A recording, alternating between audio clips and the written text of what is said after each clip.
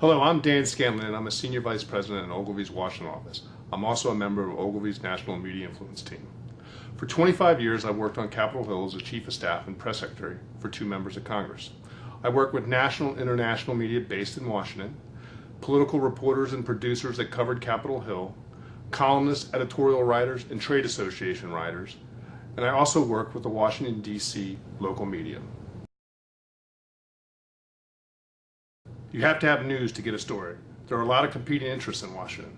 There's the White House, there are the federal agencies, there's 100 senators and 435 members of Congress, all of whom are working the press on a daily basis.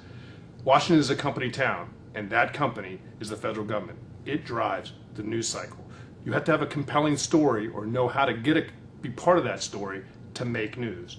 Building relationships with reporters is also important because you never know when you may need them. Timing is also critical. When the House and the Senate are not in session, that's a good time to break through the clutter. Yes and no. Who is in charge has no bearing on how the media covers a story. That said, with Republicans now in control of the House and Senate, issues that may not have been covered before are going to be covered now because those are the issues that are being pushed by the House and the Senate. Members and staff do watch and read certain media outlets based on their party affiliation. That's why it's important to know your audience. Too often people will dismiss working with a certain station or network or publication based on their own bias. That's unwise. I worked for two Republicans. I know it was on the TVs in our office, and I know it were must-read publications.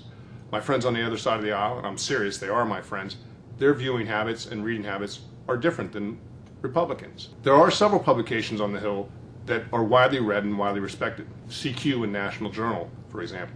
The three Hill publications, Politico, The Hill, and Roll Call, are also widely read and widely respected.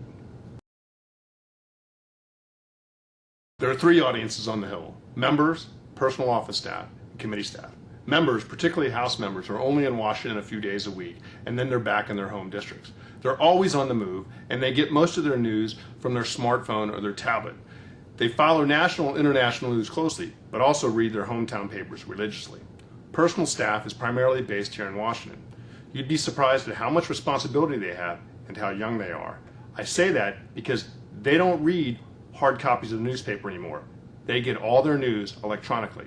Committee staff is generally a little older and considered experts in their field. They read niche publications, both online and hard copies. Yes, there are a lot. For example, there are publications that only cover transportation, or defense, or education, or the environment.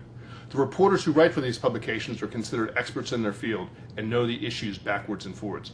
If you want to get a message across through these specific publications, working with these reporters is worth its weight in gold. Let me close by saying that Washington media is smart, informed, and understands its role in the city. Don't underestimate them, and whatever you do, don't mislead them. That will come back to haunt you.